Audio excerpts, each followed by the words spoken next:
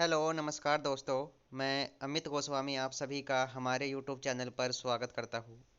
हम बात करने वाले हैं रेलवे जो रिक्रूटमेंट आई है असिस्टेंट लोको पायलट 2024 के अंदर 5,696 वैकेंसीज को लेकर कि किस जोन में सबसे ज़्यादा वैकेंसी है और जिस जोन से आपने फॉर्म फिल किया है वो आपका सेफ जोन रहने वाला है या फिर हार्ड जोन या फिर डेंजर जोन आपके लिए वो बन जाएगा उस चीज़ को लेकर। ठीक है, क्योंकि कई सारे वीडियोज आपने देख ली होगी कि सेफ जोन कौन कौन से है, डेंजर जोन कौन कौन से है। ठीक है, वो सारी चीज़ें, इसका जो कन्फ्यूजन है वो भी हम यहाँ पर दूर करने वाले हैं।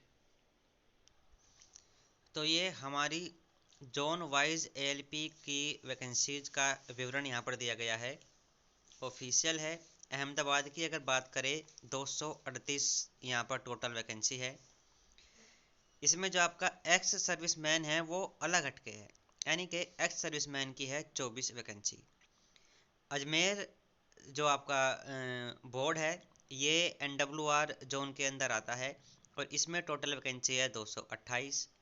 प्रयागराज प्रयागराज NCR जोन में भी आता है और NR में भी इसका कुछ भाग आता है। तो इसमें जो वैकेंसी है टोटल 241 और 45 वैकेंसी है इसमें NR के अंदर। बेंगलुरु में 473 वैकेंसी है जो बेंगलुरु का हिस्सा SWR जोन के अंदर आता है। भोपाल दो जोन के अंदर आता है, भोपाल बोर्ड है और ये WCR जोन और WR जोन में बटा हुआ है। 219 और 65 वैकेंसी है यहाँ पर। भुवनेश्वर ECOR जोन के अंदर है, 280 वैकेंसीज है। बिलासपुर जो है वो सेंट्रल और SECR जोन के अंदर है, जिसमें 124 और 1192, यानी कि सबसे ज़्यादा वैकेंसी जो है आपकी वो बिलासपुर बोर्ड यानी कि SECR जोन के अंदर है। चंडीगढ़ जो NR के अंदर आता है पूर्ण रूप से 66 वैकेंसी है, काफ़ी ज़्यादा कम है। चेन्नई में 148, गोरखपुर में चंडीगढ़ से भी कम है 43।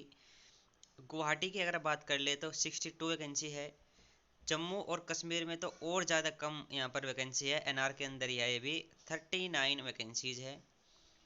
कोलकाता दो जोन में बटा हुआ है, SER और ER, 254 और 91 वैकेंसीज है यहाँ पर। मालदा भी दो जोन के अंदर है, ER और SER, 161 और 56 वैकेंसीज है यहाँ पर। मुंबई तीन जोन के अंदर आता है, SCR, WR और CR, 411, 110 और 26 वैकेंसीज है। मुजफ्फरपुर के अंदर 38 वैकेंसीज बहुत ज़्यादा कम है। पटना के अंदर भी 38 वैकेंसीज बहुत ज़्यादा कम है। रांची के अंदर 153, सिकंदराबाद के अंदर 199 और 559, सिलीगुड़ी के अंदर 67 वैकेंसीज है, तिरुवनंतपुरम के अंदर 70 वैकेंसीज है, यानी कि सबसे कम वैकेंसी है पटना ECR जोन के अंदर।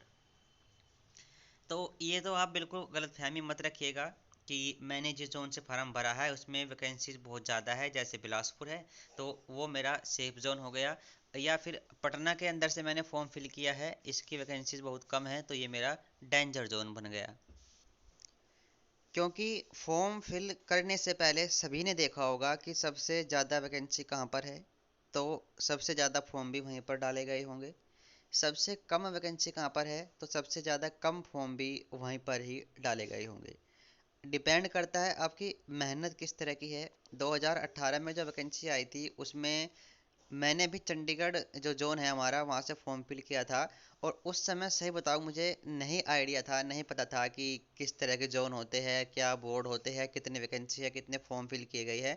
बस सिंपल अपनी मेहनत करनी थी और एक सीट जो कहते हैं कि एक सीट चाहिए, हालांकि ये एक डायलॉग बाजी है, लेकिन बस चंडीगढ़ जोन से फॉर्म फिल कर दिया था कि हाँ मेरे इलाके में पड़ता है, मेरे पास पड़ेगा, ये सोच के फॉर्म फिल किया था, ना कि ये सोच के कि कितनी वैकेंसीज है, कितने फॉर्म फिल हुए हैं, ये सब चीज़ें, क्योंकि ये मायने नहीं रखती। माना कि आपकी तैयारी तो है जीरो, फॉर्म फिल कर दिया आपने बिलासपुर से क्योंकि वहाँ पर वैकेंसी ज़्यादा है, तो क्या आपका सिलेक्शन हो पाएगा? बिल्कुल नहीं हो पाएगा। आपको कंपटीशन में भाग लेना है, आपकी तैयारी उसी ही लेवल की होनी चाहिए। ठीक है, तो इस चीज़ को बिल्कुल आप इग्नोर कीजिएगा। हो सकता है कोई कोई डिप्रेशन में भी आ गया हो कि अरे यार मैंने तो पटना जोन से फॉर्म फिल कर दिया है, इसमें तो वैकेंसी है ही नहीं, अब पता नहीं सिलेक्शन होगा नहीं होगा। तो ये सारी चीज़ें हैं। आपने कहीं से भी फॉर्म फिल किया हो, फॉर्म आपका भर गया है, एक्सेप्ट हो जाएगा, फॉर्म आपका ठीक है। अगर नहीं भी ठीक है, कुछ नाम वगैरह में मिस्टेक है, तो डॉक्यूमेंट वेरिफिकेशन में उसका आप एफिडेविट लेकर के जा सकते हो, तो कोई दिक्कत नहीं आएगी। तो अपना फॉर्म फिल करके आपको एग्ज़ाम देने जाना है, अच्छे से तैयारी करनी है। कोई दिक्कत कोई डाउट एएलपी की जैसे जो प्रोफाइल है, कितने घंटे ड्यूटी करनी पड़ती है, कैसे इसकी ड्यूटी आती है, किस तरह की सैलरी बन जाती है, कैसा किस तरह का काम होता है, इसके रिगार्डिंग भी अगर आपको कुछ जानना है तो आप कमेंट बॉक्स में कमेंट करके पूछ सकते हैं। एक एएलपी के द्वारा ही आपको ये इनका जवाब दिया जाएगा। ठीक है, तो कैसे भी कोई भी दिक्कत हो आप बिल्कुल पूछ लीजिएगा। फिलहाल इस वीडियो में इतना ही। Thank you.